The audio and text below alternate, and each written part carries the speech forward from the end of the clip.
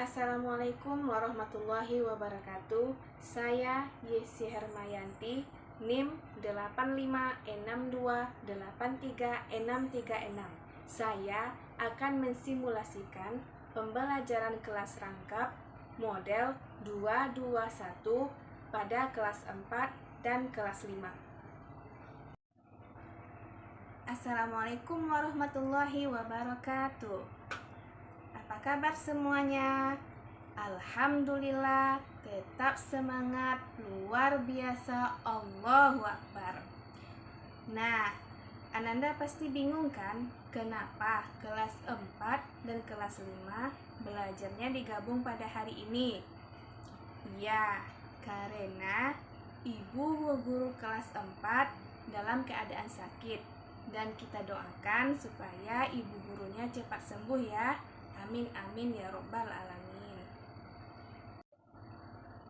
Sebelum kita memulai pelajaran, kita membaca doa terlebih dahulu ya. Amin amin ya robbal alamin. Setelah membaca doa, kita menyanyikan salah satu lagu kebangsaan kita, yaitu Indonesia Raya. Ibu ke kelas 4 dulu ya. Kelas 4, siapa yang tidak hadir pada hari ini? Alhamdulillah hadir semuanya.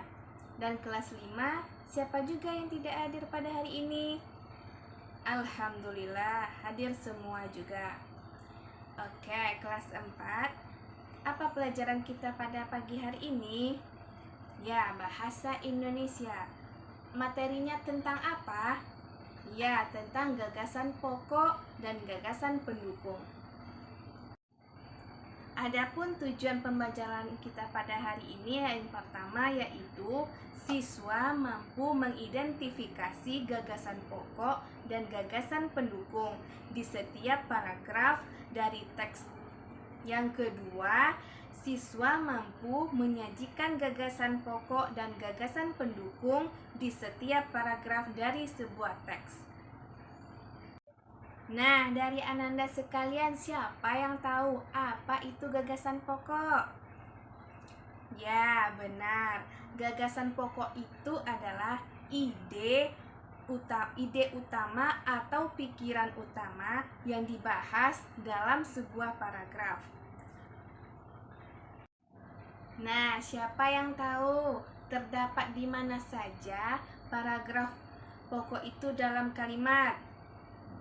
Ya, pada awal kalimat, ada di tengah kalimat, dan ada di akhir kalimat. Intinya, kita dapat menentukan gagasan pokok itu, kita harus membaca terlebih dahulu dari awal sampai akhir pada semua paragraf. Nah, sekarang kita masuk pada gagasan pendukung. Ya, siapa yang tahu apa itu gagasan pendukung?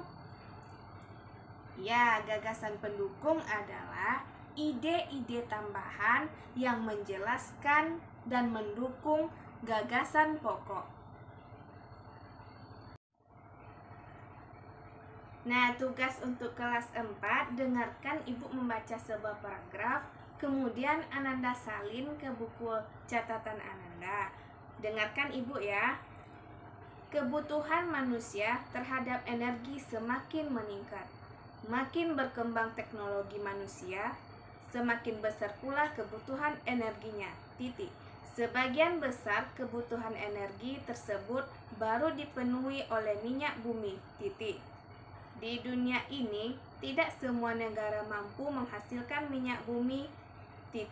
Negara-negara maju yang merupakan produsen teknologi modern sebagian besar adalah konsumen minyak bumi dari negara-negara berkembang. Nah, kalian catat soal-soal yang ibu berikan, nanti kalian buat jawabannya di buku latihan. Yang pertama, gagasan pokok dari paragraf tersebut adalah. Yang kedua, gagasan pendukung dari paragraf tersebut adalah. Yang ketiga, apa judul yang cocok untuk paragraf tersebut? Yang keempat, kalimat keberapakah yang menjadi gagasan pokok dari paragraf tersebut? Silakan Ananda buat di buku latihan Ananda. Nah, sekarang kelas 5. Apa mata pelajaran kita pada hari ini? Ya, IPA, Ilmu Pengetahuan Alam. Apa materi yang kita akan bahas hari ini? Ya, tentang alat gerak dan fungsi pada hewan dan manusia. Oke, Ananda sekalian, tujuan pembelajaran kita pada hari ini yaitu yang pertama, siswa dapat mengidentifikasi jenis-jenis alat gerak pada manusia dan hewan. Yang kedua, siswa dapat menjelaskan fungsi masing-masing jenis alat gerak pada manusia dan hewan. Yang ketiga, siswa dapat memahami bagaimana otot, tulang, dan sendi bekerja sama untuk menghasilkan gerakan. Yang keempat, siswa dapat memahami cara menjaga kesehatan alat gerak pada manusia. Apakah Ananda tahu ada berapa macam alat gerak pada manusia dan hewan? Ya, pada manusia ada 2, yaitu alat gerak aktif dan alat gerak pasif. Apa contoh dari alat gerak aktif? Nah, ya betul. Contoh dari alat gerak aktif adalah otot yang ada pada manusia. Nah, apa juga contoh alat gerak pasif? Oke, contoh dari alat gerak pasif adalah tulang yang ada pada tubuh kita.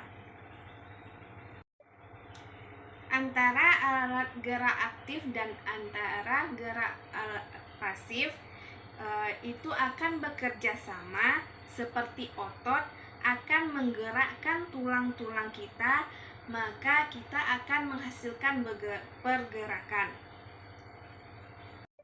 Kemudian alat gerak pada hewan. Siapa yang tahu apa-apa saja contoh alat gerak pada hewan? Ya, yang pertama ada hewan yang bergerak menggunakan kaki. Contohnya sapi, ayam, dan kucing. Kemudian ada juga hewan yang alat geraknya sayap. Contohnya burung, kupu-kupu, dan elang. Dan yang ketiga ada dengan sirip. Contohnya ikan. Dan yang keempat ada dengan ekor. Yang kelima ada dengan tangan dan cakar. Kesimpulannya, alat gerak pada manusia dan hewan sangat penting untuk memungkinkan pergerakan, baik untuk berjalan, berlari, memanjat, terbang, dan atau berenang.